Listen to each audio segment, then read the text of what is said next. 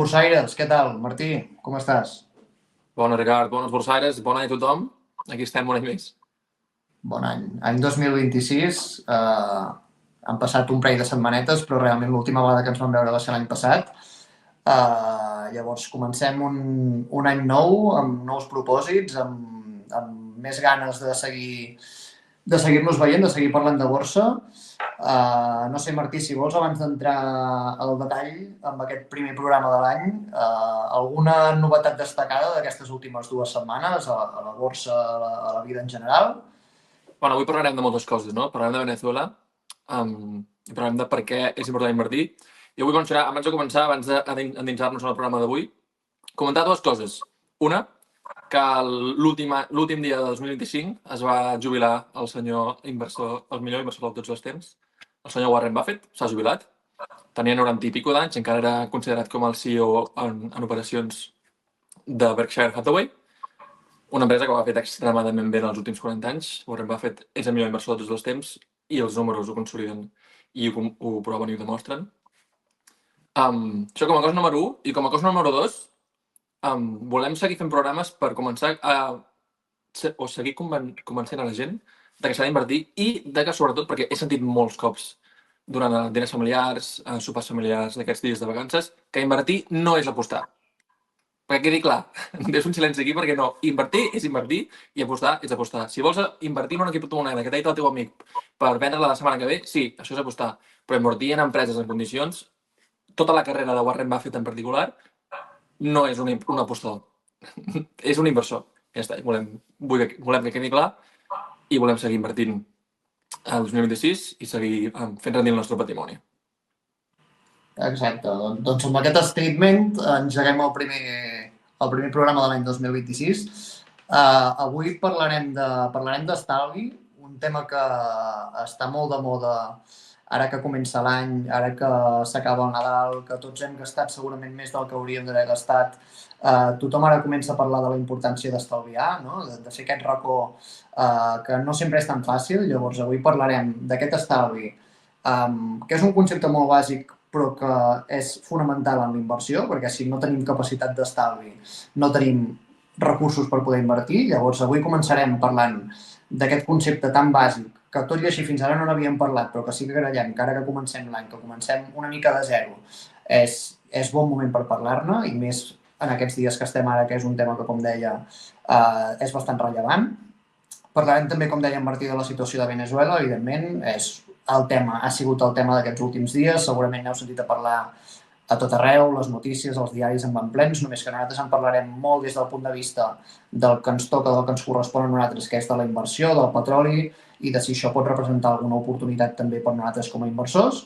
I acabarem parlant, com sempre, dels stock picks de les tries d'accions d'aquesta setmana, que no... Bueno, potser sí que hi haurà alguna sorpresa, ja ho veurem, no sé si us les espereu, les d'avui.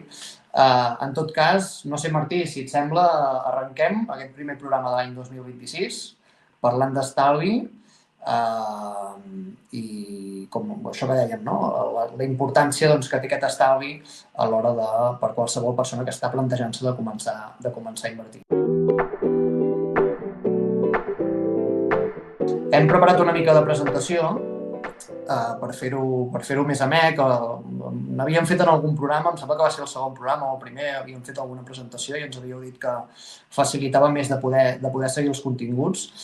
No som dissenyadors gràfics i per tant tampoc espereu cap meravella ni molt currada ni cap Canva així gaire professional. La qüestió és que el contingut s'entengui i fer-ho una mica més fàcil d'entendre per tots plegats. Llavors, de l'estalvi i la inversió, com dèiem, l'estalvi com a base per poder construir aquest èxit financer, per poder començar aquesta carrera com a inversors, no? Hi ha una prèvia, hi ha un element inicial, un pilar fonamental, que és poder tenir aquesta capacitat d'estalvi, no? De poder reservar uns diners cada mes per poder invertir. Llavors, com arribem aquí, com arribem a aquest punt de poder tenir aquesta capacitat? Això és el que avui veurem, ho farem a través d'uns conceptes que són molt primaris, molt fonamentals, molt bàsics, però que els fan servir tant inversors professionals com inversors novells i que ajuden molt a planificar i a guanyar més consciència financera i a ser més conscients de tot allò que ingressem, tot allò que gastem i en base a això la nostra capacitat d'estalvi i la nostra capacitat d'inversió. Llavors, passem a la següent diapositiva. Jo aniré tirant, Martí, si vols afegir alguna cosa durant el procés. Si m'has d'interrompre, m'interromps. La nostra, el que dèiem, no? Temes molt bàsics. O sigui, la nostra Bíblia, la Bíblia de tota persona que està pensant de començar a invertir i fins i tot una persona que no es planteja d'invertir però que simplement vol ser més conscient de tot allò, de totes les seves finances, de tot allò que ingressa, de tot allò que gasta, és tenir un Excel. Un Excel com a eina que ens permet traquejar tot allò, com deia, que tots aquells moviments que nosaltres fem al llarg del mes, tant dels diners que ens entren com els diners que ens surten. Si nosaltres no mesurem això, és molt difícil millorar. O sigui, ara nosaltres a principis d'any ens podem prometre a nosaltres mateixos, podem tenir com a propòsit d'any nou que aquest any estalviarem més. Però estalviar, si realment no calculem, si no mesurem el que estem ingressant i el que estem gastant cada mes, és difícil, perquè nosaltres necessitem, com qualsevol empresa, necessitem tenir un document on hi hagi les entrades, les sortides, i en funció d'això, si ens queda un racó o no ens queda un racó. Llavors, és molt important que tinguem aquest Excel, aquest ha de ser la nostra Bíblia, i nosaltres en aquest Excel hi hem de registrar, com deia, ingressos i despeses. Imaginem-nos un mes hipotètic, un mes mitjà, no necessàriament ha de ser un mes real, sinó més aviat un mes hipotètic, i en aquest mes nosaltres hem de calcular els ingressos que nosaltres tenim, les despeses, però no només els ingressos i les despeses que tenim en un mes normal, diguem, sinó també totes aquelles despeses que nosaltres tenim al llarg de l'any prorratejades. Ara explicaré què vol dir això. O sigui, nosaltres quan registrem, per exemple, els nostres ingressos, un ingrés mensual que nosaltres podem tenir de manera recurrent, pot ser el nostre salari, o si tenim alguna propietat i la tenim llogada i cada mes ens paguen un lloguer, això són uns diners que nosaltres cobrem cada mes i, per tant, són ingressos pròpiament mensuals, són ingressos recurrents de caràcter mensual. Igual amb les despeses, hi ha despeses que nosaltres tenim cada mes. El menjar, per exemple, nosaltres mengem cada mes. Nosaltres, si tenim un lloguer, tenim una hipoteca, paguem cada mes. Si tenim un cotxe i hem de pagar el renting del cotxe o hem de pagar la gasolina, és una despesa que tenim cada mes. Igual amb l'electricitat, amb l'educació dels fills, fins i tot l'oci, l'oci més regular, com pot ser anar al cine, anar a un restaurant, són despeses que nosaltres tenim cada mes i que, per tant, aquestes són relativament fàcils de poder incloure en aquest document. En aquest document no només hi hem de posar els ingressos i les despeses que nosaltres tenim de manera recurrent cada mes, sinó que també hi hem de posar els ingressos i les despeses de caràcter anual, però prorratejades. Què vol dir això? Doncs que, per exemple, les pagues extres nosaltres les cobrem normalment 2 mesos l'any, però nosaltres en aquest cas, com que estem parlant d'un mes hipotètic, el que farem serà agafar les 2 pagues extres que nosaltres cobrem en un any i les dividirem per 12. Les sumarem i les dividirem per 12. Llavors aquí tindrem el que proporcionalment ens correspondria de pagues dobles per un mes hipotètic. El mateix, per exemple, en el cas que quan fem la declaració de l'IRPF, la declaració de la renda, en cas que ens facin una devolució. Agafem la que ens van fer l'any passat i la dividim també per 12 i la imputem en aquest mes hipotètic. Igual en el cas que tinguem dividends, que tinguem bons, qualsevol ingrés o un bonus de l'empresa, per exemple. Aquests bonus que a vegades ens donen a final d'any, que els cobrem al desembre, però en aquest cas nosaltres el que farem serà, torno al cas d'aquest mes hipotètic, dividirem per 12 i mirarem el que ens correspondria, la part del pastís que ens correspondria per aquell mes. I d'aquesta manera en el cas dels ingressos, sabrem en un mes hipotètic, que al final representa una 12a part de l'any, aquesta 12a part dels ingressos que nosaltres tenim al llarg de l'any. Igual amb les despeses. Despeses que nosaltres no paguem de manera mensual, però que sí que podem pagar 1, 2, 3 vegades al llarg de l'any, farem el mateix. Ho sumarem, dividirem per 12 i imputarem aquestes despeses a aquest mes hipotètic. Per exemple, la comunitat de veïns, la paguem 2, 3 vegades l'any. Els impostos, les assegurances que solen pagar una vegada a l'any, un viatge que nosaltres fem fins i tot a l'estiu. Si ja tenim aquest viatge planificat, també el podem dividir per 12 i imputar-ho com a despesa en aquest mes hipotètic. D'aquesta manera, clar, no ens estem fent trampes al solitari, perquè nosaltres si ara volem imaginem que volem calcular quan ingressem i quan gastem en un mes determinat, òbviament, si agafem el febrer, per exemple, que és un mes que no se sol gastar gaire, ens podem trobar doncs, que la imatge sigui molt positiva, no? Però en canvi, si agafem l'agost, o si agafem el gener, o si agafem el desembre, que són mesos en els que sol gastar més perquè la gent està de vacances, perquè hi ha uns reis, perquè hi ha regals, etc., doncs llavors la despesa surt molt més inflada i de la mateixa manera també, com que al desembre tenim la paga doble, els ingressos surten molt més inflats. Llavors aquí el que estem dient és per què diguem de fer aquest mes mitjà hipotètic? Doncs perquè al final aquí això representa una fracció del que nosaltres ingressem o gastem durant l'any que és realista, que és representativa, no? I per això estem intentant calcular totes aquestes despeses i tots aquests ingressos que es produeixen en mesos determinats, que no es produeixen cada mes, però que al final també afecten sobre al llarg de l'any, acaben tenint conseqüències sobre la nostra capacitat d'estalvi, no? Per això, és important que fem aquest Excel, és important que hi apuntem tots els ingressos i totes les despeses, però no només les que tenim mensualment, sinó també de manera prorratejada les que tenim al llarg de l'any. L'objectiu d'això és augmentar la nostra consciència financera, el que deia al principi, que tinguem clar quan ingressem, quan gastem i a partir d'aquí la capacitat d'estalvi que tenim. Sí, afegir que aquesta diapositiva és important també, perquè no només és important estudiar què és el que hem de fer com a persona, com un inversor, quins recursos tenim i quines obligacions tenim com els volem gastar els diners per entendre la nostra capacitat d'estalvi, perquè no només ho fem les persones, sinó principalment això va a les empreses. És el mateix, les empreses compten amb quan cobraran, quan es gastaran i quins són els diners que estaran disposats a invertir, ja sigui amb CAPEX, ja sigui per comprar altres empreses, etc. La idea és la mateixa. I per casualitat no ho farem.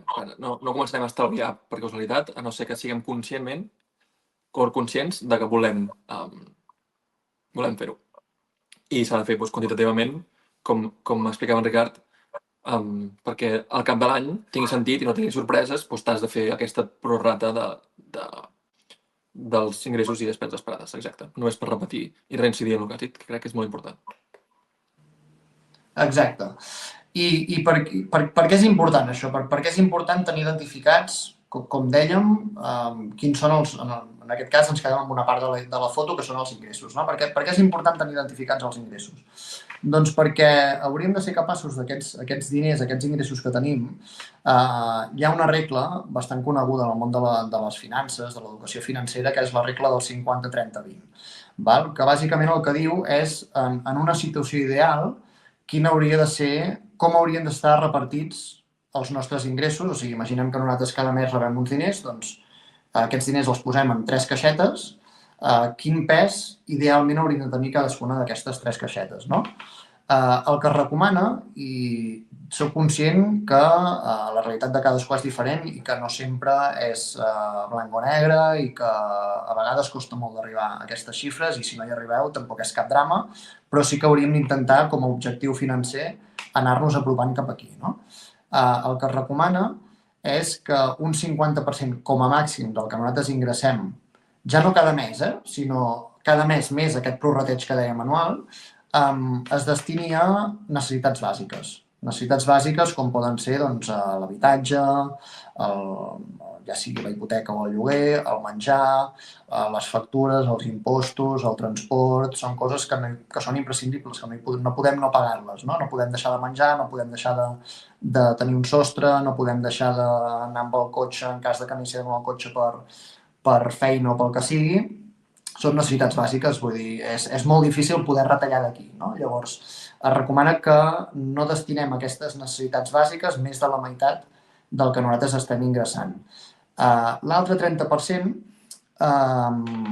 es recomana, o l'altre 30% s'hauria d'estar destinant a qüestions més d'estil de vida, aquí parlem d'estil de vida, però seria perquè ens entenguem una despesa més prescindible, més relativa a l'oci, als restaurants, als hobbies, als viatges. No hauríem d'estar destinant més del 30% dels nostres ingressos a això, no? O sigui, hi ha gent que li agrada molt, no? Que té aquesta filosofia molt de viure la vida, de gastar els diners amb experiències, amb anar a llocs, anar a restaurants, viatjar, etc. Això està molt bé, però segons aquesta regla es recomana que no destinem més del 30% dels nostres diners a aquesta qüestió, no? En tot cas, això fixem-nos que són coses que, a diferència de l'anterior caixa, són prescindibles. Vull dir, en cas de que arribés una situació econòmica dolenta, a nivell personal, a nivell familiar, a nivell general, nosaltres seríem capaços de retallar, doncs mira, aquest any, en comptes de fer 2 viatges, en fem un, o no en fem cap. O si abans anàvem de restaurant cada setmana, ara ja anirem un cop al mes. Fixeu-vos que, a diferència del menjar, que nosaltres anem a comprar al súper, o del lloguer que nosaltres paguem a final de mes, això sí que són...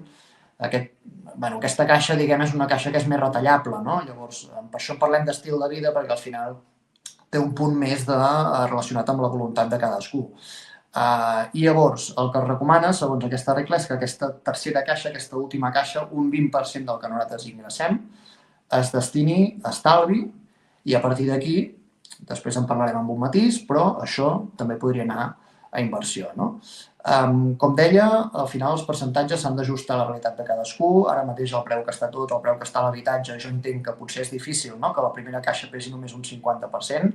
Llavors, això realment és difícil, també cadascú s'ho ajusta. Hi ha gent que potser les necessitats bàsiques tenen més pes, però llavors amb la caixa de l'estil de vida, en comptes d'un 30%, gasten molt menys perquè no són tant de viatjar o d'anar a restaurants o no tenen hobbies cars, etc. Llavors, la realitat de cadascú és diferent, però el que sí que és molt important i el que hem d'intentar assolir si volem invertir és anar-nos apropant cap a aquest 20% d'estalvi, que a vegades és molt complicat, ara en parlarem, però encara que sigui començar per poc i mirar d'anar-nos-hi apropant mica en mica, però sí que és important que aquesta última caixa puguem tenir uns recursos perquè això és el que ens permetrà també invertir.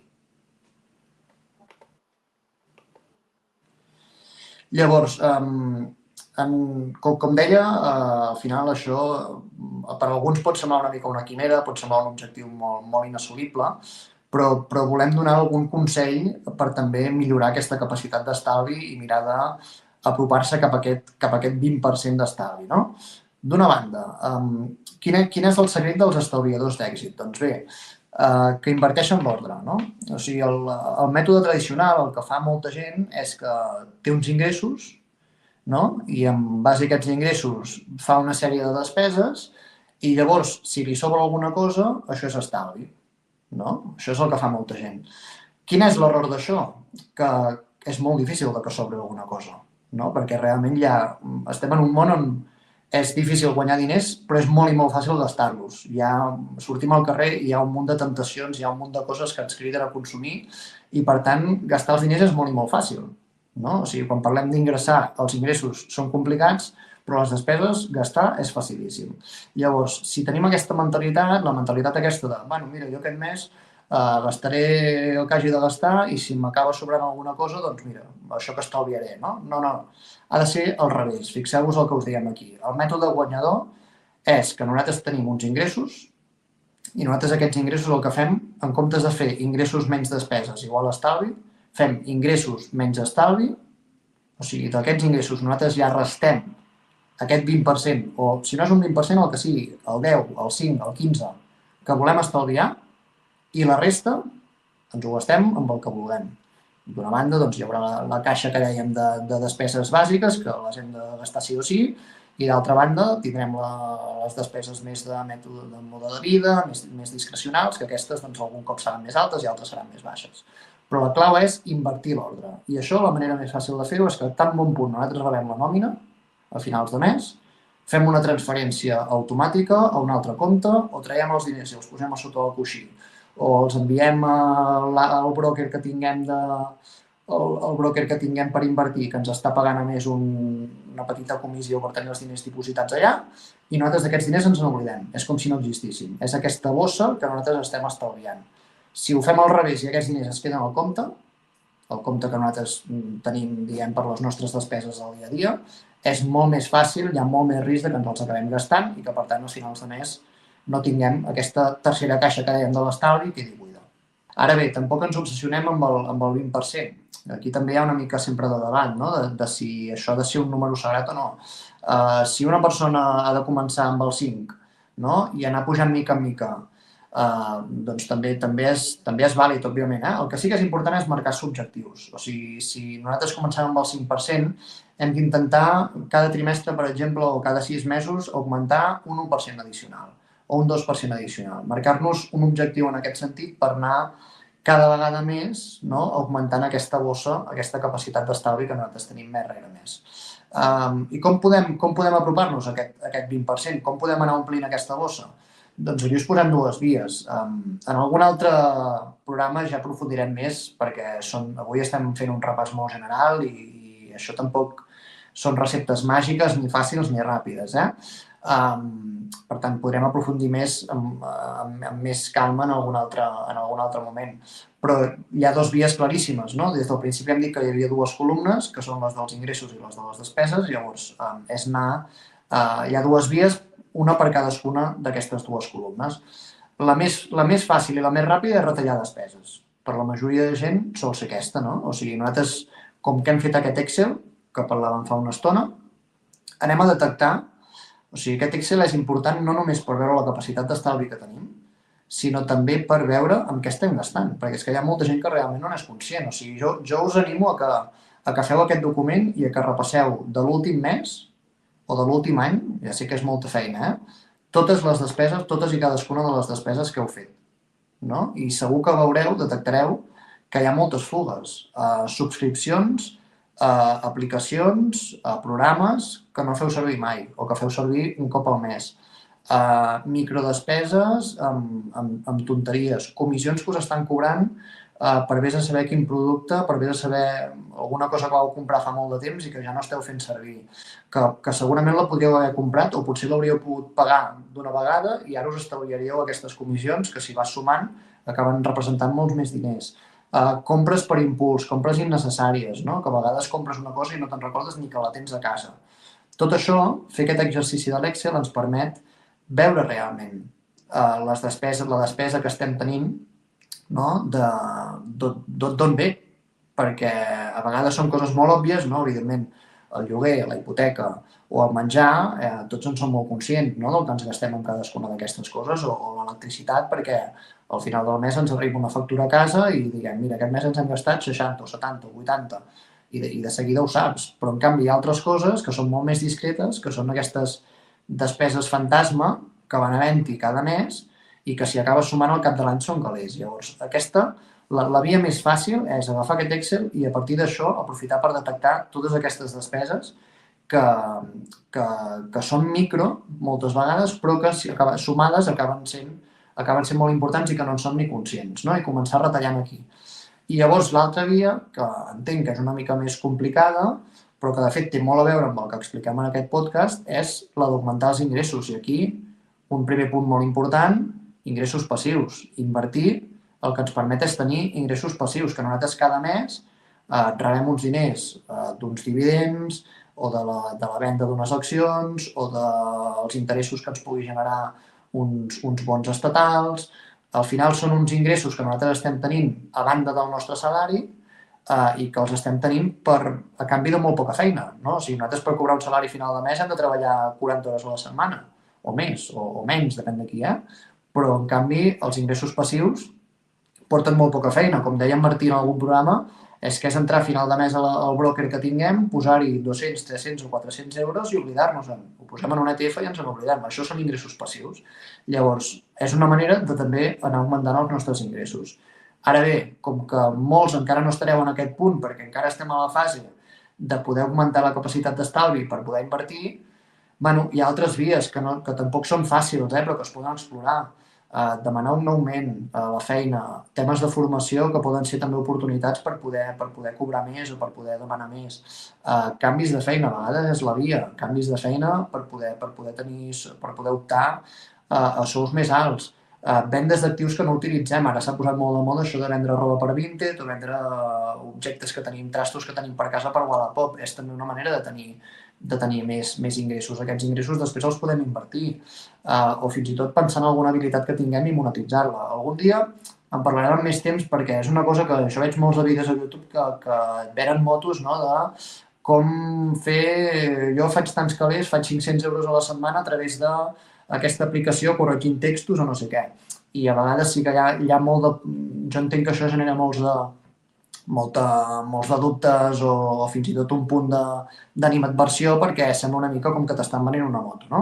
Però sí que hi ha fórmules d'augmentar els ingressos que no necessàriament tenen a veure amb la inversió, que poden ser com aquesta fase prèvia perquè puguem tenir més capacitat d'estalvi i que aquesta capacitat d'estalvi es pugui traslladar o es pugui transformar en capacitat d'inversió, que algun dia en parlarem, Martí. Vull dir, avui fem un repàs més general, que ens estem allargant, però vaja. No sé si vols afegir alguna cosa més. Última diapositiva. Última diapositiva. Abans d'invertir, ara posem pel cas doncs, que tenim aquesta capacitat d'estalvi, no? Que aconseguim fer els números, reduïm alguna despesa i som capaços d'estalviar 100 euros al mes. No? Ara em poso una mica en la situació d'una persona que fins ara no tenia aquesta capacitat d'estalvi i que ara ha fet un parell d'ajustos, o potser a la feina li han ofert un sou una mica més alt, està cobrant una mica més i té capacitat d'estalviar una mica més del que estalviava fins ara. Aquesta persona ha d'anar directament al mercat bursàtil, en aquest cas, a invertir. La nostra recomanació, i en vam parlar en un dels primers programes, és que millor que no. Millor que no. O sigui, és imprescindible, abans de començar a invertir, tenir un fons d'emergència, que això amb en Martí vam estar parlant, parlàvem de... Aquest fons d'emergència hauria de cobrir aproximadament les nostres despeses bàsiques. Despeses bàsiques, recordeu, la columna del 50%, la primera caixa del 50%, hauria de cobrir aquesta caixa, o sigui, hauria de poder pagar aquesta caixa durant entre 3 i 6 mesos. Llavors, com que tenim l'Excel i nosaltres tenim calculat cada mes quan ens estem gastant amb aquestes necessitats bàsiques, multipliquem això. Si sou conservadors per 6, com a mínim, per 6 jo crec que esteu bé, multipliqueu per 6 i això hauria d'equivaldre al vostre fons d'emergència. Això són uns diners que vosaltres teniu per imprevistos en cas que demà se us espatlli el cotxe, que haureu de pagar una reparació de cotxe. Temes de salut. A Catalunya, per sort, tenim una salut pública i podem anar als hospitals i que ens curin i que ens tractin sense haver de pagar. Però en altres països això també és una gran preocupació, no? Que tu un dia et puguis posar malalt i que hagis de fer front a una despesa que no preveies. Una pèrdua de feina. Això també aquí tenim la sort de que, mira, tens l'atur, no? I tens una seguretat, però bueno, no tothom la té i l'atur tampoc és la solució a tots els problemes, no? Llavors, és important que tinguem aquesta reserva de diners, aquests 6 mesos de despeses bàsiques estalviats en aquest fons d'emergència, aquest matalàs, abans de començar a invertir. Aquests diners els podem tenir en un compte, que estiguin segurs, que no ens els toquin, nosaltres ser conscients que els tenim allà, reservats per si passa res, i això què ens permet? O quina llibertat ens dona o quin avantatge ens dona? Doncs que si nosaltres el dia de demà tenim algun d'aquests imprevistos que us deia, nosaltres tindrem uns diners per poder-ho pagar. Que en canvi, si nosaltres tots aquests diners els tenim invertits, què pot passar? Doncs que estiguem en un moment amb pèrdues, perquè hi ha hagut una caiguda de la borsa, perquè hi ha un moment baixista en borsa, i que nosaltres haguem de recuperar tots aquests diners que tenim invertits, és a dir, que haguem de perdre diners, perquè haurem de vendre en pèrdues, per poder pagar aquests imprevistos que hem tingut. Llavors estarem perdent diners per poder pagar un imprevist. Això no pot ser.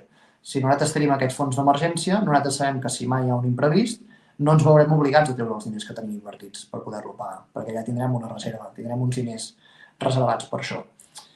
Llavors, molt important tenir aquest fons d'emergència abans d'invertir. Crec que amb això ja ho hem tocat tot, Martí, no sé si vols afegir algun últim element. Com dèiem, avui l'important era fer...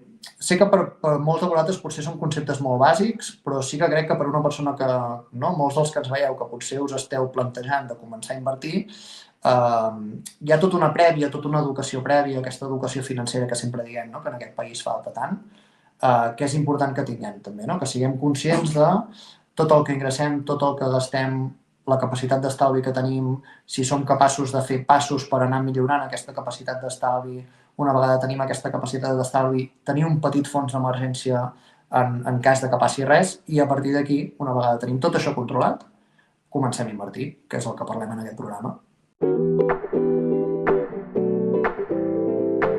I a partir d'aquí, Martí, ens posem en un tema una mica més mogut. Som-hi, tocant més l'actualitat mundial, l'actualitat dels mercats financers, però més mercats energètics que no els financers. Però al final és un tema que ens toca a tots i és qüestió de Venezuela. També qualsevol comentari que vulguis afegir de tema polític, perquè és principalment, en la meva opinió, és principalment polític, també motivat molt econòmicament, però que Trump vagi segrestat, literalment fa una setmana, el divendres passat, el senyor president dictador de Venezuela, el senyor Maduro, té molta lectura política. No parlarem de per què ho ha fet, tothom sap de per què ho ha fet, es vol desviar l'atenció, volen petroli veneçolà, sinó que parlarem de quina és la perspectiva del sector energètic veneçolà mundial, d'on venen, cap on van, per què els Estats Units està prenent aquesta decisió a nivell econòmic i a nivell de tenir poder del mercat de l'oli, petroli, que es diu oil en anglès, i explicar com ens pot afectar a nosaltres, que vivim a Espanya, nosaltres que tenim un cotxe i que volem invertir a mitjà i a llarg plaç. Llavors, tots haureu sentit que el divendres passat el senyor Trump va ordenar que l'exèrcit americà segrestés a Maduro. Un divendres a la nit, casualment. Que us preguntareu, per què un divendres a la nit? Doncs per no tocar el mercat del petroli. Avui el mercat del petroli està tancat, no cotitza, demà està tancat, dissabtes i diumenges no cotitza, i per no alterar-lo gaire, si vols fer alguna que tingui alguna possibilitat d'afectar el mercat del petroli, ho has de fer quan quedi molt de temps fins que torni a obrir. Va tancar divendres, literalment una hora després de que els contractes de commodities, de futurs de petroli paressin de cotitzar, es va anunciar que estaven segrestant a Maduro. És com, vale, literalment estàs tocant, o estàs pensant en que no vols tocar el preu del petroli.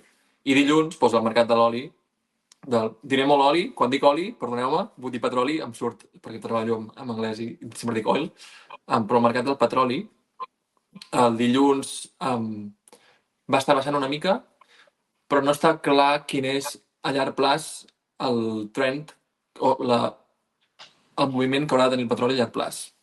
Perquè hi ha perspectives de demanda per temes de descarbonització de l'economia, etc., de que el petroli vagi a la baixa. 2, perquè, en teoria, si els Estats Units té més accés al petroli veneçolà, que fins ara, com explicaré a continuació, ha viscut un període de producció molt baixa en quant a les seves possibilitats, i si els Estats Units aconsegueix que hi hagi més petroli en circulació, també estàs augmentant la demanda. Llavors el preu hauria de baixar. Llavors, si oferta baixa i demanda puja, crec que ho he dit al revés, si oferta puja i demanda baixa, és la combinació perfecta perquè el preu baixi. Però no està clar del tot, perquè llavors els països de l'OPEC es poden posar d'acord per deixar de produir, llavors no està clar. No és immediat que el preu del petroli baixi a llarg plaç.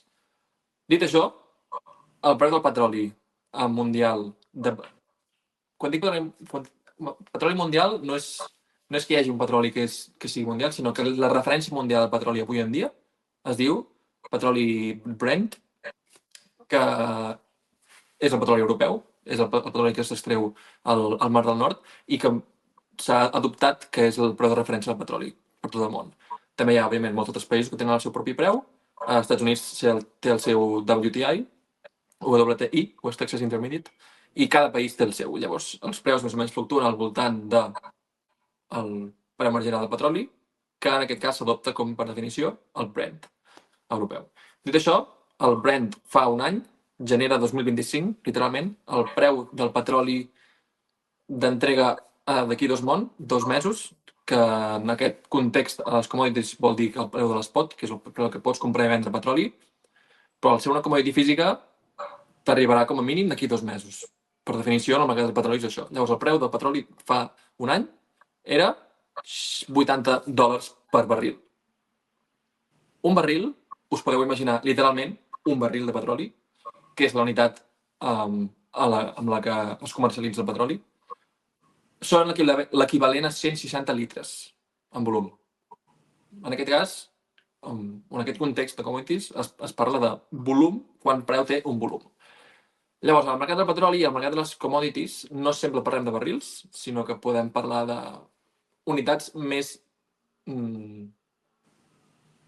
directament relacionades amb l'energia que pots extreure de la quantitat que estàs comprant. Si et refereixes només a un volum, llavors, depenent de la densitat de lo que hi hagi dins, o de la qualitat del petroli, per exemple, tu si compres un barril de Brent o un barril d'un altre petroli molt més ric en densitat calorífica, per exemple, doncs estaràs disposat a pagar més, no?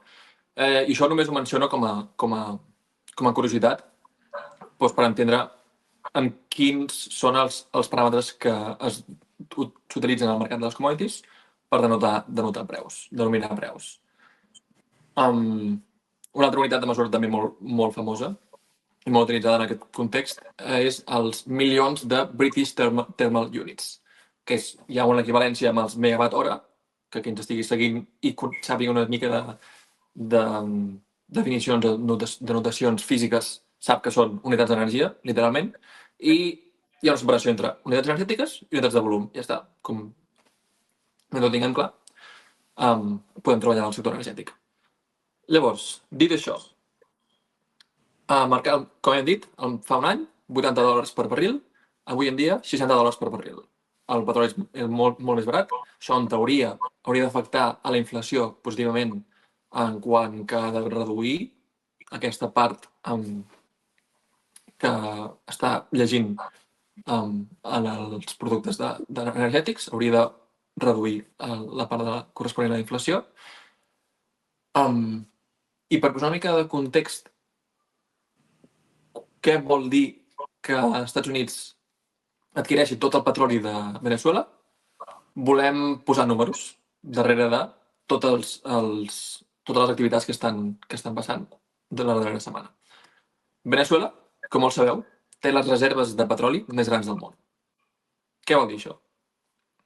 De totes les reserves de petroli que té en tot el món, anunciades, o sigui que es coneixen que hi ha coves o que hi ha sota el mar, que hi ha dipòsits enormes de petroli i que està demostrat que hi ha petroli, el 17% de tot aquest volum de petroli està a Veneçuela. Això és molt. En barrils són uns 300.000 milions de barrils de petroli, l'equivalent a això. Això són molts diners. Avui en dia, si el preu del petroli està a $60 i Veneçuela es creu que té l'equivalent a, no vol dir que puguin treure tot en un dia, però vol dir que té l'equivalent a 300.000 milions de barrils de petroli, si pogués vendre tot avui dia al mercat, que no, és impossible, però per fer una equivalència, multiplicant això per 60, són uns 18 trilions de dòlars. Que per posar en context també, Espanya, el GDP d'Espanya està entre uns 4 i uns, no, molt menys, entre un 1 i un 2 trilions de dòlars. El GDP, que és anualment quants diners genera Espanya. No quants diners aprofita, sinó quants diners factura, diguem-ne. Els Estats Units són 30, per exemple, 30 trilions de dòlars són el GDP estadounidense. Llavors, si 20 trilions són el que té Veneçuela, que són moltíssims diners, és una bona inversió que els Estats Units posi al cap, i si no tot el món s'ho pren malament, doncs encara millor per ells. I encara que tot el món s'ho prengués malament, també, jo crec que a ells els importaria bastant poc, donat la rendibilitat econòmica que li poden treure en aquesta activitat. Llavors, què passa en Veneçuela últimament? I per què es parla poc del petroli veneçolà mundialment? És degut a les sancions. Avui en dia és molt difícil, abans de que els Estats Units fes res a Veneçuela, degut a qüestions polítiques i degut a banejos que es feien mundialment per temes polítics i socials a Veneçuela, era molt complicat comprar-li petroli directament a Veneçuela. Llavors, Veneçuela no podia incrementar la seva producció perquè no tenia venedors i també tenia inversors que poguessin invertir en el país i fer que tingués més capacitat per aquests 300.000 milions de barrils de petroli poder extreure més. No era possible perquè estaven molt planejats. Llavors, no hi havia inversors que volguessin posar-hi diners per augmentar la producció. Entre els anys 60 i els anys 70, Veneçuela sí que era un molt gran productor de petroli, perquè no tenia banejos, i estava extraient al voltant d'uns 3-4 milions de barrils de petroli al dia.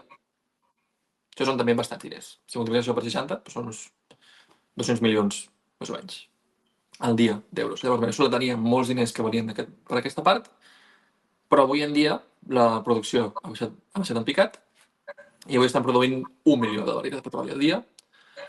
I principalment aquests barrils de petroli que es produeixen no són destinats a vendre com a petroli, com a tal, i treure el benefici, sinó estan destinats a finançar el negoci, l'estat veneçolà.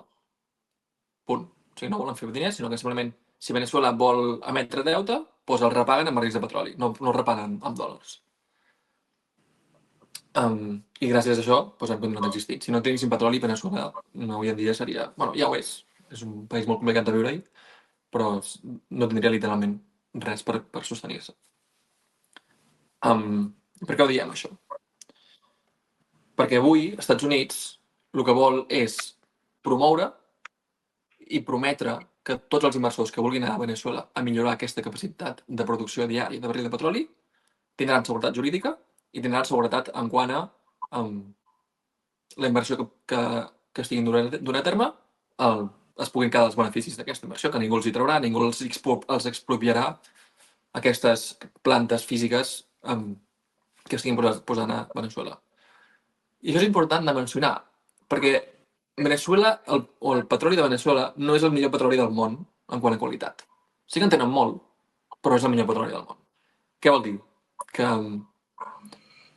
ha de passar diverses etapes de filtratge i diverses etapes. És com el petroli pesat, perquè ha de passar diverses etapes de filtratge per treure el sulfur, que és molt contaminant, si cremes petroli amb sulfur. Si cremes petroli ja contamines bastant a nivell de CO2, però si cremes petroli amb una quantitat de sulfur més alta de l'esperada, sí que és que ja apaguem-nos perquè ho estàs matant tot ja. O sigui, és molt més contaminant, per tant l'has de treure. I no només això, sinó que si mai heu vist petroli, els que l'heu vist, hi ha moltes qualitats de petroli. Llavors, el petroli pesat és com una massa quasi sòlida, que per tal que pugui circular eficientment o que el puguis buidar completament d'un barril de petroli, has d'augmentar el nivell o la fase, l'estat líquid d'aquest petroli. El que fas és, ho barreges amb nafta, que és més o menys alcohol, i barrejar-ho amb nafta també costa diners. Llavors, has de treure el sulfur amb plantes especialitzades que costen molts diners. Llavors, ha d'haver inversors que estiguin disposats a invertir en aquestes plantes i has d'estar disposat a pagar per nafta i barrejar el nafta amb aquest petroli de densitat elevada per poder començar a comercialitzar pròpiament i poder començar a utilitzar bé aquest petroli per finalitats comercials o per finalitats productores de qualsevol altra indústria. Doncs els Estats Units està molt ben posicionat, perquè històricament ja hi ha empreses o ja hi ha fàbriques al voltant del Golf de Mèxic que estan especialitzades en això i pot incentivar que inversors estadounidenses les utilitzin. I literalment, i llavors que en lloc dels Estats Units d'intentar adquirir petroli pesat d'altres parts del món, l'adquireixen de Veneçuela i el porten directament als Estats Units. Això a llarg plaç, també com mencionar-ho molt de passada, també pot causar una disminució o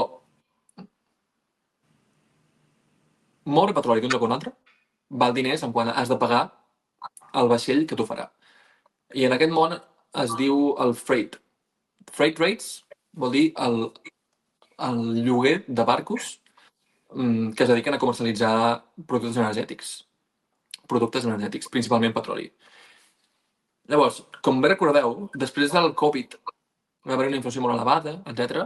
I parcialment aquesta inflació venia degut a que els freight rates eren molt alts. S'estava cobrant molts diners per tal de... Com que hi havia uns barcos físicament limitats, no sé si són entre 400 i 600 barcos de petroli del món, que es poden dedicar a moure quantitats enormes de petroli d'un punt a un altre.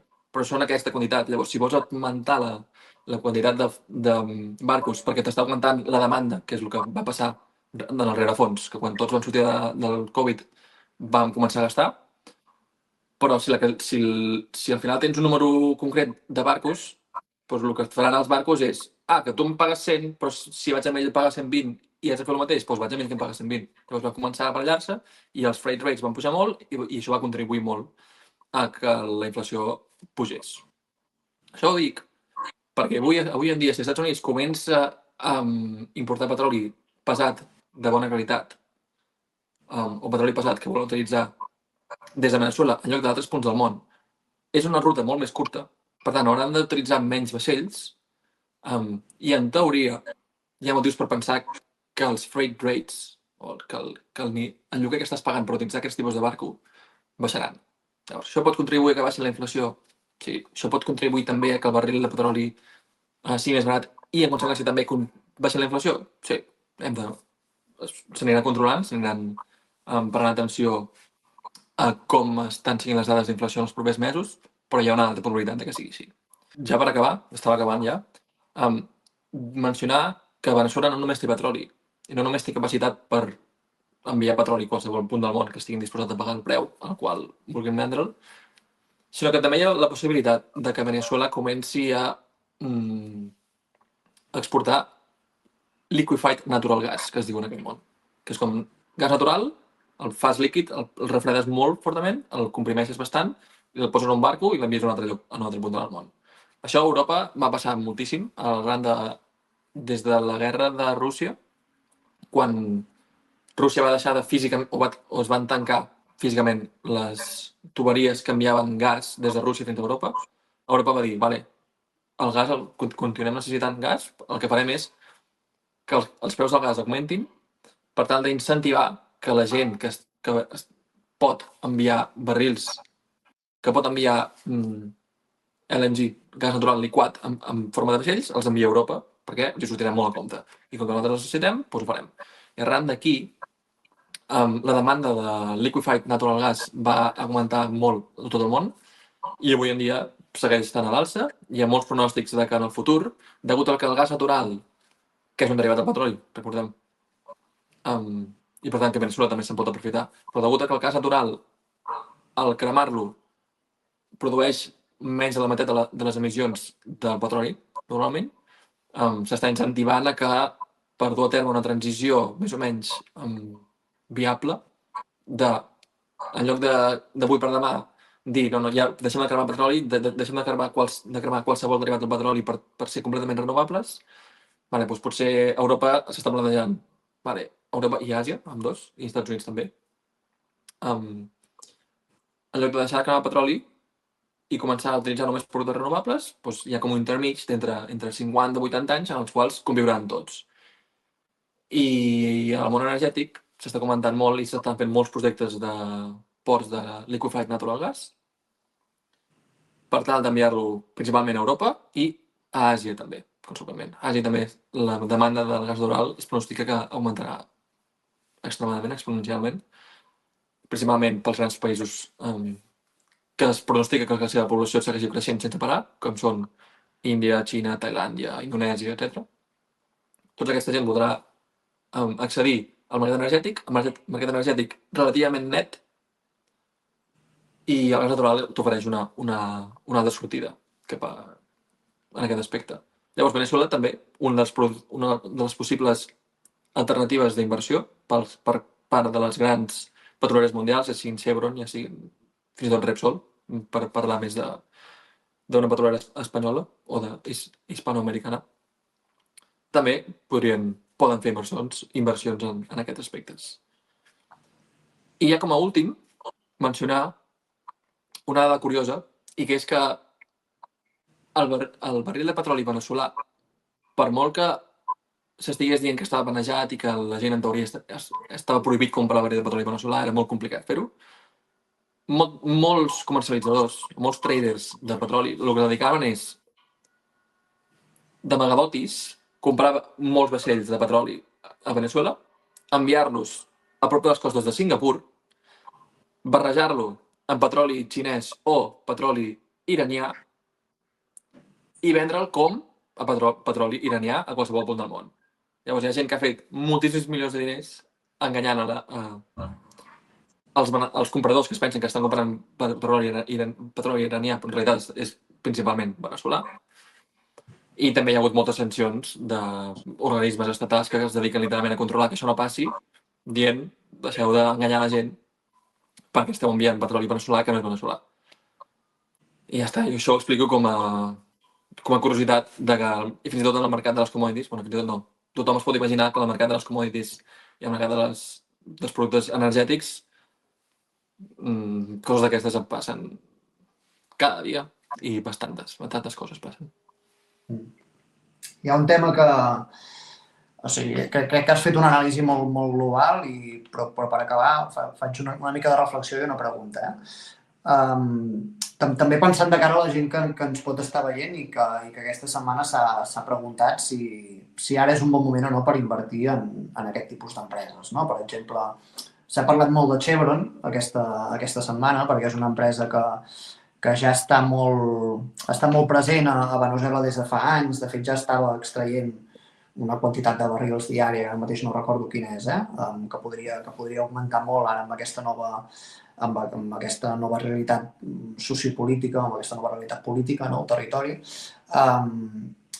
I per tant, que podria ser una oportunitat per a aquesta empresa en el sentit que ja està present en el territori, però no només per aquesta, sinó per ExxonMobil i altres empreses d'Estats Units que poden participar de l'extracció d'aquest recurs, del tractament d'aquest recurs.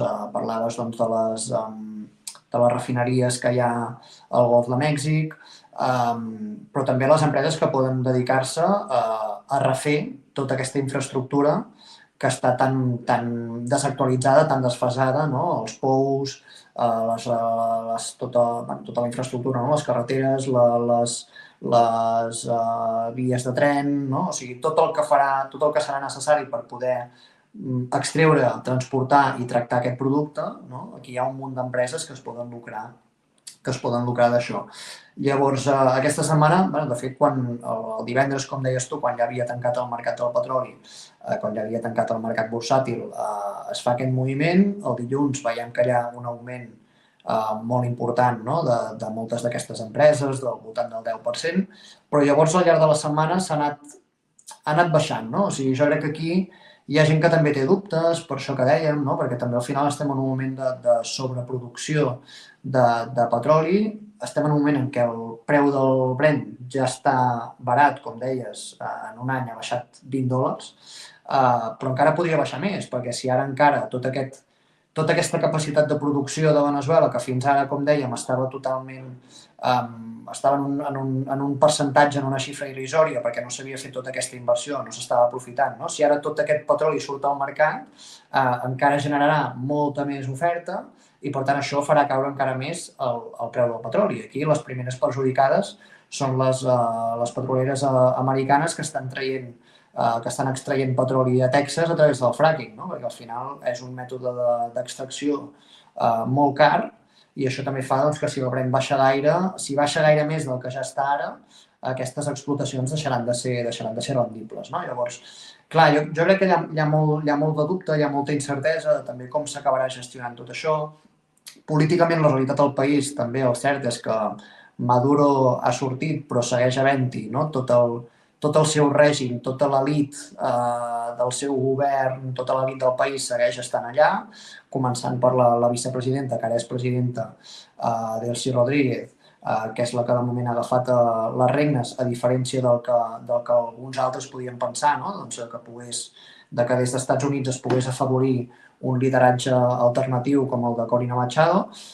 Llavors estem en un punt de que també hi ha molta incertesa de què passarà en aquest país, tant a nivell polític com a nivell econòmic també de totes aquestes empreses, si realment el negoci que puguin fer aquí serà tan lucratiu, i a curt termini jo crec que hi ha una incertesa clara perquè el que és evident és que si hi ha més producció, el preu del barril baixarà encara més i això a qui perjudica més és a les empreses, com deia, les empreses que estan extraient petroli a Texas a través del fracking i també petroleres europees que si baixa gaire més el Brent també deixaran de ser, estan al límit de deixar de ser rendibles ara mateix, no?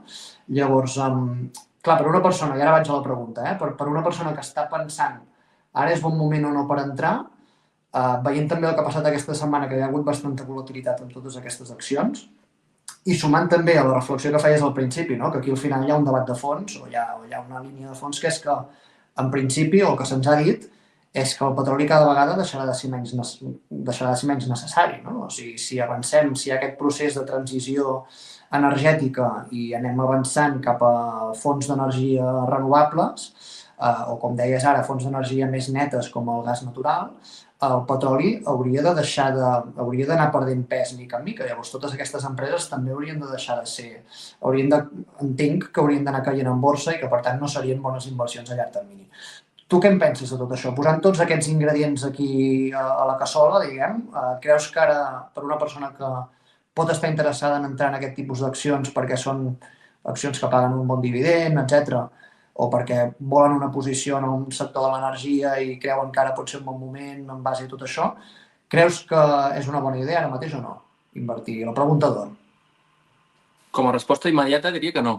Si una persona que no està acostumada a invertir en el sector energètic, avui en dia no és el millor moment per pensar a invertir i d'aquí un any, 2 anys tindrem més diners si inverteixo en Repsol, per exemple.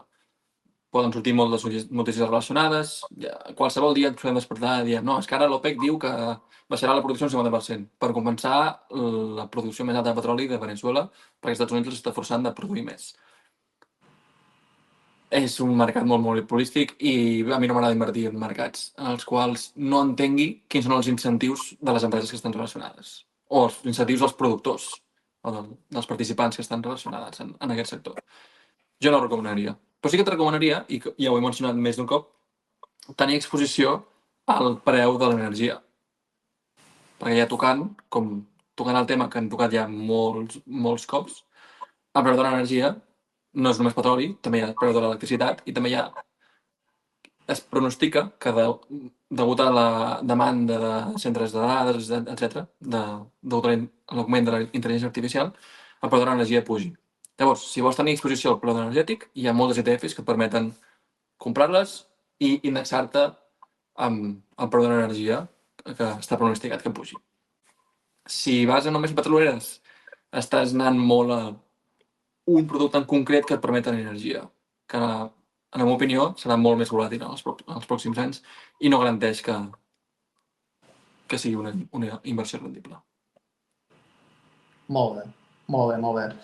Crec que hem parlat amb bastanta profunditat d'aquest tema, però en tot cas, si algú té qualsevol pregunta, com sempre, ens ho podeu deixar als comentaris perquè és un tema molt complex, podríem estar parlant hores, de fet, i no acabaríem. Llavors, qualsevol dubte, ja sigui sobretot pel que fa a la inversió, que és el que toquem més aquí, però no només, ens el podeu deixar als comentaris i, com sempre, animar-vos a subscriure-us, a posar like al vídeo, que és gratis, i així també ens doneu un cop de mà i ens ajudeu a cada vegada a arribar més gent.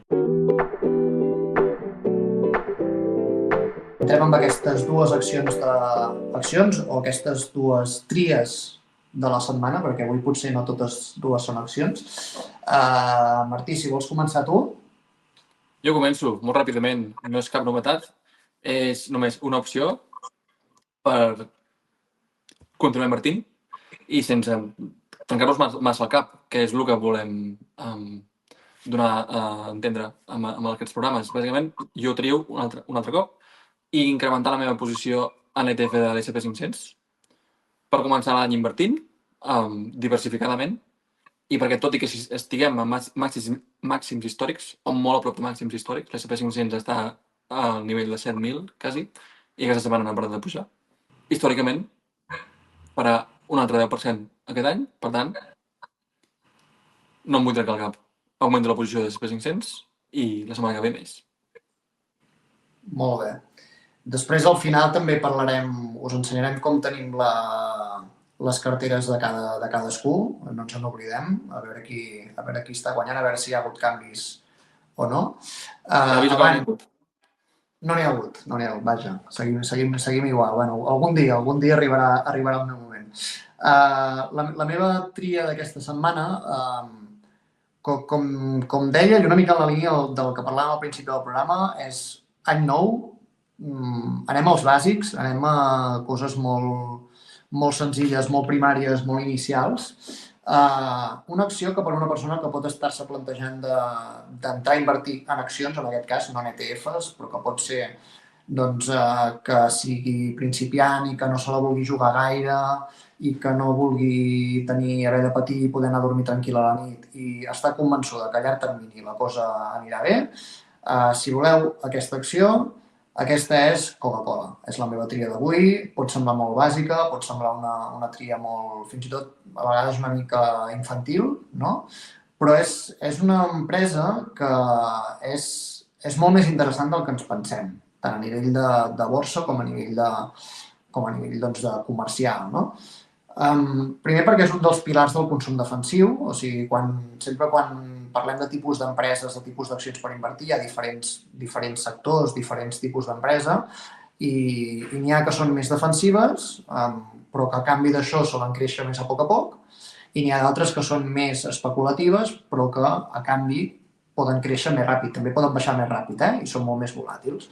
Llavors, dins de les que són més defensives, un dels sectors més defensius és el que es coneix com a consumer staples, en anglès, que és el consum estable, que aquí tenim supermercats, empreses d'alimentació, empreses de begudes, bàsicament això, no? Llavors, Coca-Cola és una de les més defensives dins d'aquest sector que ja de per si és defensiu. I ho és perquè té una marca, és segurament la marca més coneguda del món, arriba a tot el món, des d'un edifici de Nova York fins a una muntanya del Nepal, pots anar a un bar allà al mig de la muntanya i trobar-te que tinguin Coca-Cola, no? I això és perquè fa més de 100 anys que estan ampliant-se arreu del món i per tant tenen una xarxa que és impossible que qualsevol competidor pugui igualar, com a mínim a curt a mitjà termini és totalment impossible. A més, té un dividend interessant del voltant del 3%, porten més de 60 anys consecutius augmentant el dividend. Hi ha poques empreses al món que tinguin el títol del que es coneix com a Dividend Kings i Coca-Cola n'és una, i és una de les més importants, vol dir que porta més de 50 anys augmentant consecutivament any rere any el seu dividend i és un dels dividends més segurs del món, vull dir que per això no ha de patir que deixin de pagar-lo o de que el baixin. I a més la compra accions, perquè és una empresa que genera moltíssima caixa i això ho fa servir per pagar aquests dividends, com deia, del 3% i cada any a més augmentant, i a més per recomprar accions i per tant això també com a inversors ens afavoreix perquè bàsicament el que fa és que cada vegada hi hagi menys accions en circulació i que per tant la nostra participació de l'empresa proporcionalment sigui cada vegada més gran, no?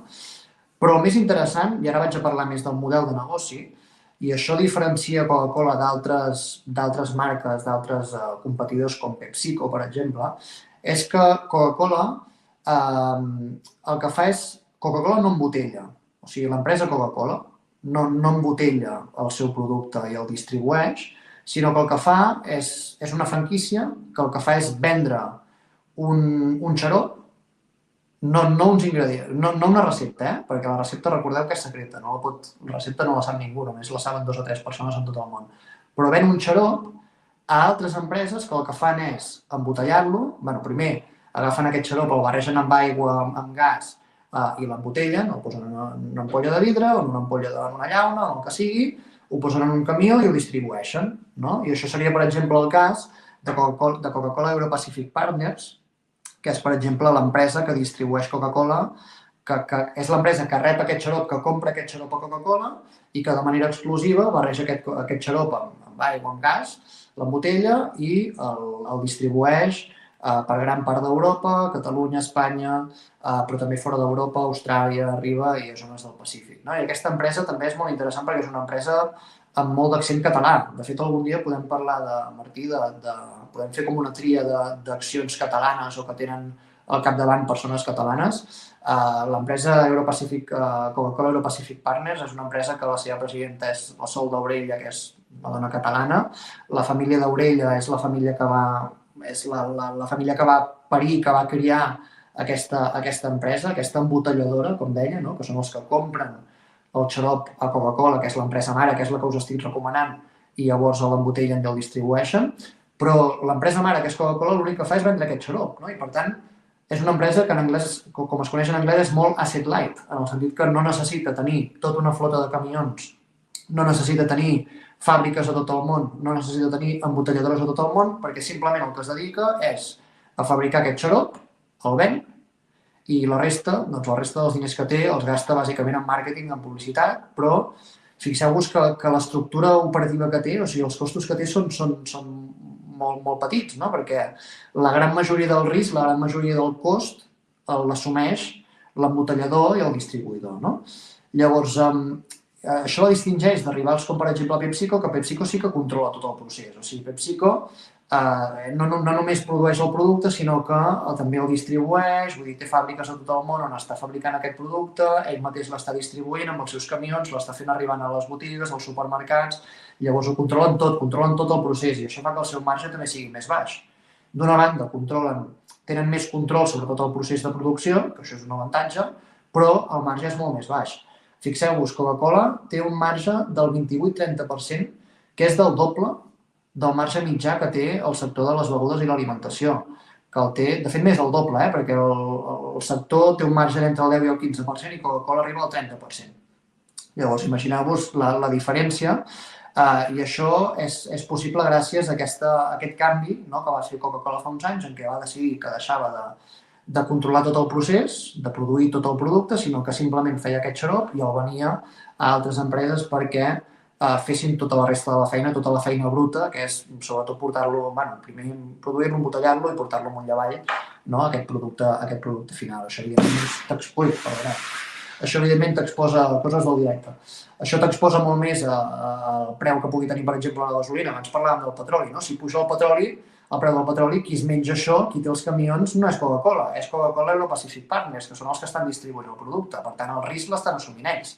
Coca-Cola segueix fent el seu producte a la seva fàbrica i te'l ven i avall, no? Vull dir que això és gran part de l'avantatge o de per què aquest negoci és tan resistent, no? A més, tenen una gran capacitat de fixació de preus, són capaços de repercutir la inflació en el seu producte i la gent el segueix comprant, tenen diversificació de productes, ara vaig ràpid, que m'estic enrotllant molt.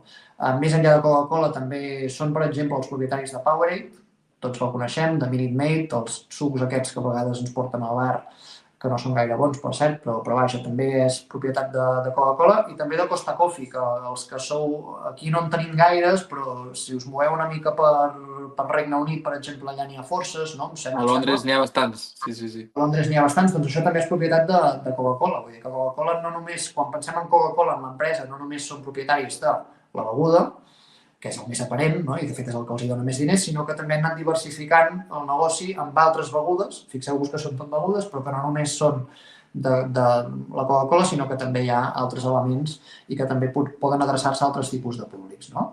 I un altre element, el tema del Coca-Cola Zero. Aquí tenen una gran font de creixement també entre la gent que es vol cuidar més i que no consumeix Coca-Cola, però que sí que consumeix un producte que no porti sucre. Llavors, algun dia també podem parlar del màrqueting, no? De com aquestes empreses han aconseguit colar-nos productes que no són gens sans com si ho fossin, quan no ho són.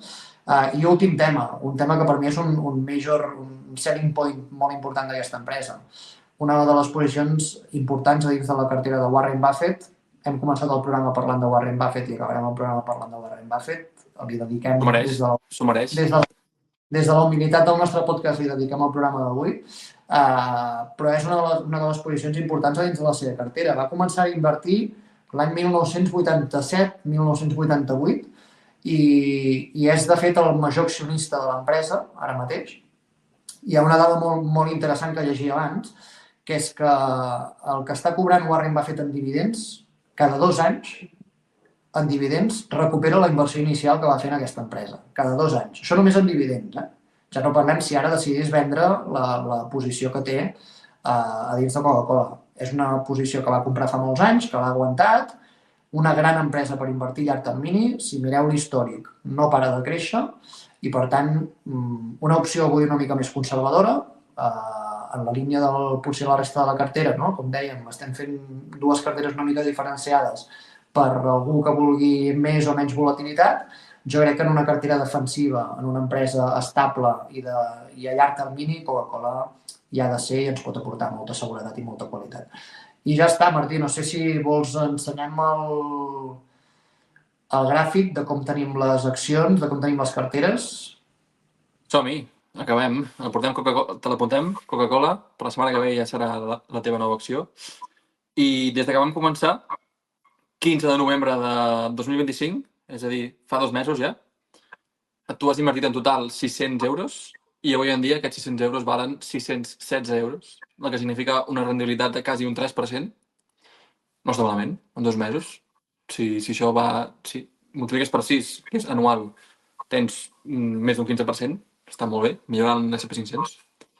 I en el meu cas, 600 euros, avui serien 700 euros, 706 euros en concret, que és una rendibilitat d'una mica més d'un 17,5%, que ve principalment per l'augment de preu de AST, Space Mobile, que un dia li podem dedicar un programa sencer, si cal, perquè s'està convertint en la nova acció de culte de l'inversor retail i hi ha qui parla ja que s'està convertint al nivell de Tesla, al nivell de Palantir, que poden sostenir valoracions extremadament altes, prometent els millors escenaris mundials que mai ha hagut per haver d'aquestes accions, i tot i així segueixen pujant, perds de més de 200, més de 300, segueixen sent sostenibles per aquestes accions. AGT Space Mobile també està començant a entrar en aquest món de culte de retail. Però això, llavors, en aquestes rendibilitats afegirem també la magnitud de la volatilitat, perquè no només és important el retorn, sinó la volatilitat també, i en el sector inversor el ràtio entre retorn dividit entre volatilitat se li diu Sharpe Ratio, i és un ràtio molt important per saber quant de risc estàs assolint amb les teves inversions, i és una magnitud que el programa que ve també indicarem a les nostres portfòlios i farem evident que el portfoli d'en Ricard és un portfoli més defensiu, que permet menys retorns però alhora és menys volàtil, i el meu portfoli és un portfoli de més risc, que de moment està donant més retorns, però ja veureu, perquè si aneu traquejant el diari d'aquests preus és evident que la volatilitat també és molt elevada. Això la setmana que ve. I acabem amb una pregunta que ens vau fer en l'últim programa, l'últim que vam fer l'any passat. Un dels nostres seguidors ens va fer un comentari. Ens va preguntar si havíem vist les notícies sobre l'escassetat de la RAM i si això ens preocupava pel que fa doncs, a les afectacions que pugui tenir sobre els preus dels productes. Això no és que estigui passant perquè hi hagi menys producció, perquè hi hagi menys fabricació, sinó és una de les moltes conseqüències, un dels molts, podríem dir, danys col·laterals que està tenint la intel·ligència artificial, no? O sigui, moltes de les empreses productores molts dels fabricants productors de xips estan, com per exemple Micron o Samsung, estan desviant la seva producció, han fet un canvi en la seva producció i s'estan centrant o sigui, han deixat de fabricar o han sacrificat línies de producció de la RAM convencional, que són, per exemple, les que tenim al portàtil, la memòria RAM que tenim al portàtil, per tal de prioritzar memòries NVMe, que són les que fan servir tots aquests servidors per entrenar la intel·ligència artificial, no? Bàsicament perquè donen molts més diners i això també fa doncs, que aquestes empreses estiguin decidint prioritzar aquest tipus de materials o aquests tipus de memòria. Llavors això, sí, clar, és preocupant en el sentit que Micron, per exemple, ja ha dit que té tota la seva capacitat de producció del 2026 la té esgotada, vull dir que literalment ja no pot produir més. Això, Martí, també si després vols afegir algun comentari sobre com això està tenint conseqüències a nivell de borsa, però clar, sí que és preocupant en el sentit que com que s'està prioritzant tota aquesta memòria per a aquests models o per a aquests models d'entrenament d'intel·ligència artificial, això també fa doncs, que les empreses productores de xip estiguin deixant de produir productes o aquestes línies de producció més tradicionals que són les que poden anar, per exemple, als nostres portàtils o als mòbils. Vull dir que això també pot fer doncs, que o bé acabin pujant preus o bé acabem tinguent, que és el que està passant, amb algunes companyies, alguns fabricants de mòbils estan traient games mitjanes amb menys memòria RAM, anant a memòria RAM que feia anys que no vèiem, per poder mantenir els preus, no? I, per tant, sí, evidentment això pot tenir un impacte en el preu de tots aquests productes i és una conseqüència de la intel·ligència artificial. Sí, m'agradaria afegir que és una conseqüència no trivial de l'augment pronosticat de la demanda de la intel·ligència artificial. Perquè a la que tens una tecnologia elevada que depèn de molts passos intermitjos, ara que tot comença a elevar, és com van caient peces. I quina és la primera que va caure? Doncs primer, xips. Llavors, Nvidia es va fer d'or perquè va poder augmentar els xips i la producció de xips i vendre'l i quasi que tenia un monopoli. Per què? Perquè aquest era el primer coll d'ampolla. Ara, segon coll d'ampolla, què és? Doncs ara, empreses com Micron, com Samsung, que es dedica a una part més concreta de tota la cadena que es necessita des d'entrenar fins a que l'usuari acaba consumint aquest producte de la intel·ligència artificial i grans LLMs. Quin és el següent? No se sap, és una pregunta. Però és producte de aquests colls d'ampolla que es van superant i que van xocant. Llavors, Micron està seguint la segona Nvidia. Micron, com has dit, té tota la demanda d'aquest any i ja està venuda. Si vols comprar de Micron no pots, encara que paguis el doble, perquè no ho faràs, perquè tenen grans contractes amb Google i amb grans empreses d'intel·ligència artificial, no podràs.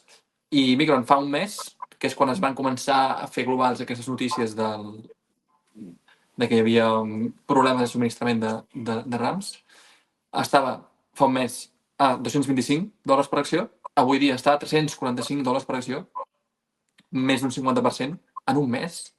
I això, les dinàmiques de preus que va passar amb Nvidia també, quan va començar a parlar-se d'aquesta escassetat de xips, eren les mateixes que el que està passant actualment amb Micron. Vol dir que avui tu, inversor, hagis de comprar Micron? No té per què. Però s'ha de mantenir un ull sempre i si entens sobre la tecnologia i tens alguna visió sobre quin pot ser el proper coll d'ampolla que generi aquestes grans notícies i que empreses es poden veure afectades, en podem parlar en aquest programa. En aquest programa, deixeu-nos un comentari dient el proper serà aquest, o els propers problemes serà aquest. Nosaltres diem que el proper pot ser la capacitat de generació energètica i de consumició energètica, principalment als Estats Units, anava a dir i a Europa, però no, Europa segurament no serà un problema, però principalment als Estats Units, i n'hi deu haver molts altres. Per tant, en aquest programa som curiosos, ens agrada aprendre, i si veieu un coll d'ampolla, ens el dieu i l'investiguem.